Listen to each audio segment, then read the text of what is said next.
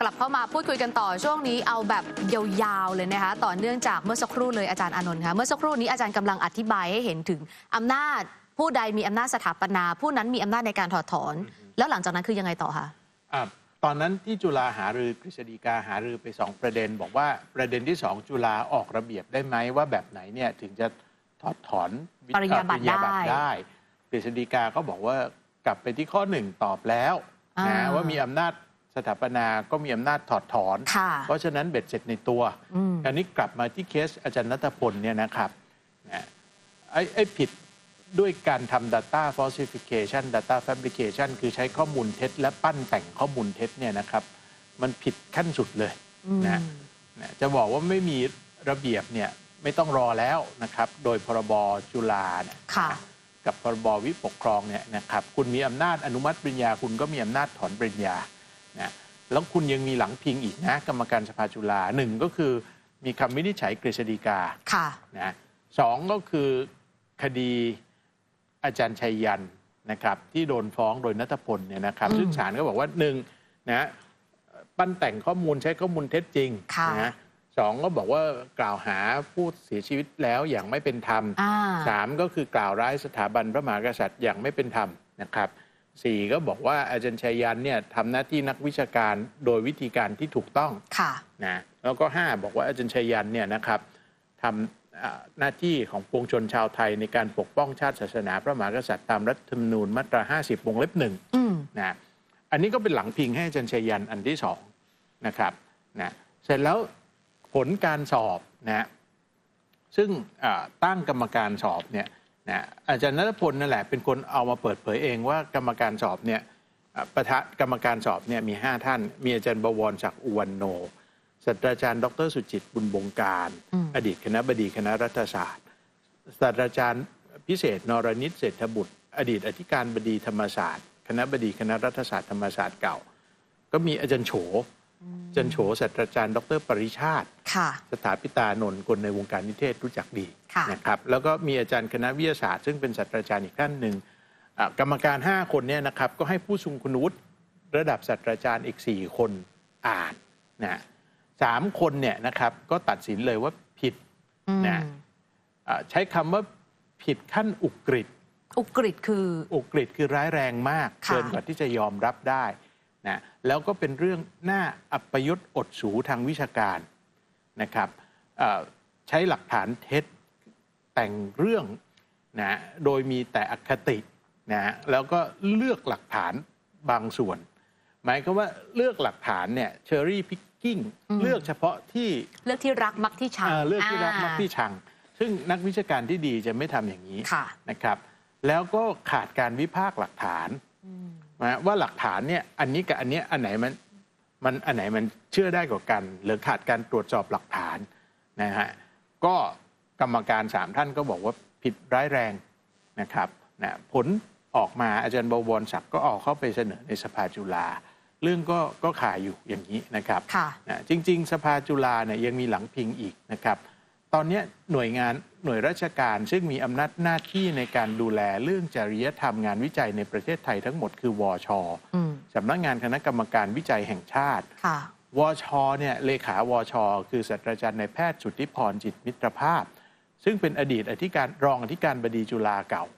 นะฮะวช.เนี่ยมีเรื่องระเบียบของจริยธรรมวิจัยเลยนะประกาศในราชกิจจานุเบกษาแล้วผมได้อ่านดูแล้วเนี่ยก็มีเรื่องไม่ให้มีการปั้นแต่งข้อมูลเท็จไม่ให้มีการใช้ข้อมูลเท็จนะอยู่ในราชกิจจานุเบกษาเลยนะเพราะฉะนั้นเนี่ยนะครับสิ่งที่อาจารย์ณัฐพลทำเนี่ยนะครับยังไงก็ผิดกฎหมายด้วยผมย้ำนะว่าผิดกฎหมายผิดจริยธรรมด้วยเพราะฉะนั้นสภาจุฬาเนี่ยมีตั้งแต่กฤษฎีกามีผลการสอบนะมีคำพิพากษามีระเบียบบช.นะคือหลังพิงเยอะมากแล้วทำไมจึงเลือกที่ตอนนี้ท่านผู้ชมหลายท่านใช้คำว่าอุ้มอาจารย์ณัฐพลใจจริงเอาไว้หรือเปล่าคืออาจจะไม่ได้อุ้มนะครับแต่ว่ายังอยู่ในระหว่างการตัดสินใจนะครับนะครั้งที่แล้วที่รับรองผลการสอบนะสภาจุฬารับรองผลการสอบไปแต่ยังไม่ได้ตัดสินใจเรื่องถอนปริญญานะครับเผอิญว่ามันก็มาเกิดเหตุ คำพิพากษาของศาลอีกนะแล้วเดี๋ยวจะมีหลังพิงถัดไปนะถ้าจุฬาจะแถลงกับสื่อมวลชนบอกว่ารอคำพิพากษาคดีหม่อมราชวงศ์ปรียะนันทนารังสิตฟ้องอาจารย์ณัฐพลใจจริงให้เป็นที่สิ้นสุดก่อนเนี่ยนะผมว่าสังคมก็รับได้แต่สภาจุฬาอาจจะต้องแถลง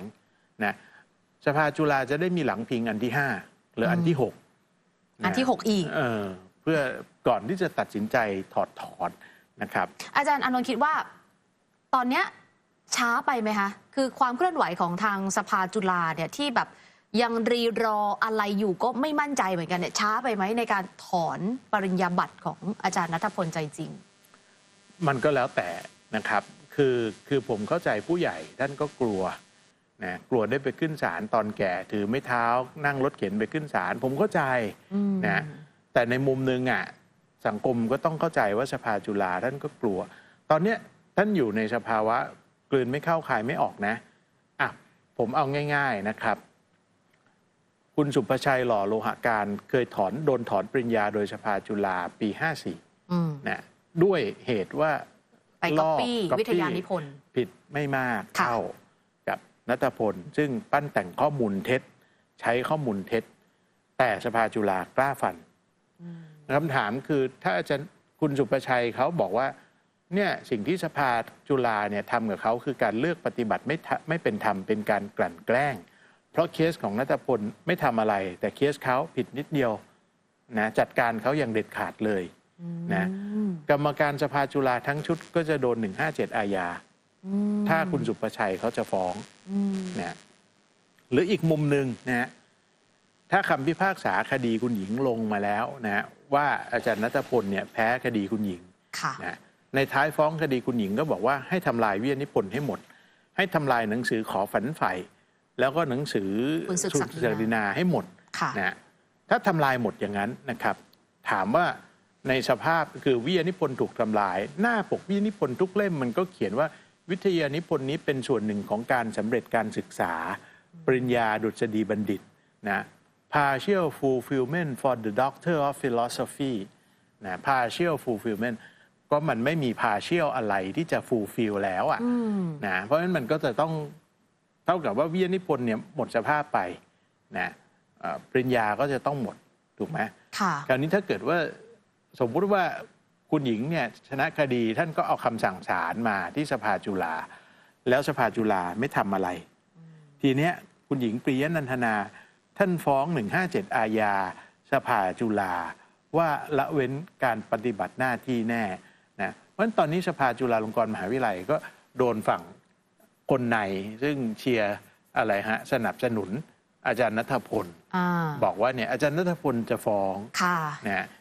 แต่ข้อเท็จจริงคือคุณสุภชัยหล่อโลหการคนที่โดนถอนปริญญาไปก็ฟ้องได้คุณหญิงปรียะนันทนาก็ฟ้องได้ราชสกุลรังสิตแล้วขอโทษนะครับในนั้นเนี่ยผมอ่านแล้วหลายอันตอนที่ผมอ่านวิทยานิพนธ์เนี่ยไม่ได้แค่มีราชสกุลรังสิตราชสกุลเดียวนะกรมหมื่นพิทยาลาภฤทธิธาดาก็โดนกล่าวหาตอนนั้นเป็นประธานองคมนตรีนะก็โดนกล่าวหาคล้ายๆกับว่าไปแทรกแซงการเมืองนะฮะซึ่งคนในตระกูลของกรมหมื่นพิทยาลาภฤทธิธาดาเนี่ยยังมีชีวิตอยู่เยอะหลายคนนะฮะเป็นหม่อมราชวงศ์เพียงแต่ว่ายังไม่ได้ฟ้องเฉยๆถ้าฟ้องก็สนุกอีกนะครับเพราะฉะนั้นเนี่ยจริงๆสภาจุฬาโดนกดดันหลายทางมากนะอาจารย์ถูกคือผมคิดว่าถ้าเป็นผมนะผมจะกล้าฟันนะถ้าเป็นผมนะผมจะมีความรู้สึกว่ารบเถิดอรชุนนะแม้ท่านจะไม่ชนะนะแต่ท่านก็จะได้ชื่อว่าท่านได้ทำหน้าที่มันเป็นเรื่องที่เราถ้าเราดูหนังเรื่องซูเปอร์แมนเนี่ยนะซูเปอร์แมนเนี่ยไม่ทำหน้าที่ช่วงหนึ่งในชีวิตแล้วก็ทำให้คนร้ายมาฆ่าปู่เขานะแล้วซูเปอร์แมนก็ไปเจอปู่นะปู่ก็บอกว่า ปู่เพิ่งรู้ว่าหลานตัวเองเนี่ยเป็นซูเปอร์แมนปู่ก็บอกว่าพลังอำนาจอันมหาศาลเนี่ยต้องมาด้วยความรับผิดชอบอันมหาศาล Great powers come with great responsibility สภาจุฬามีอำนาจอนุมัติปริญญาก็มีอำนาจถอดถอนสิ่งที่สภาจุฬาต้องมีก็คือความรับผิดชอบต่อสังคมนะต้องมีความกล้าหาญทางจริยธรรมเพื่อพดุงมาตรฐานทางวิชาการและรักษาจริยธรรมทางวิชาการและท้ายที่สุดแล้วเนี่ยนะครับก็คือรักษาเกียรติภูมิของจุฬาลงกรณ์มหาวิทยาลัยเองสิ่งที่สำคัญที่สุดเลยนะครับก็คือว่าความกตัญญูกตเวทีเป็นเครื่องหมายของคนดีนะครับนะจุฬาลงกรณ์มหาวิทยาลัยเนี่ยได้รับพระราชทานพระมหากรุณาธิคุณจากสถาบันพระมหากษัตริย์มาโดยตลอดมาร่วมสนับสนุนท็อปนิวส์นำเสนอความจริงได้แล้ววันนี้เพียงกดปุ่ม Super Thanks แล้วเลือกจำนวนเงินตามที่ต้องการได้เลยครับขอบคุณครับ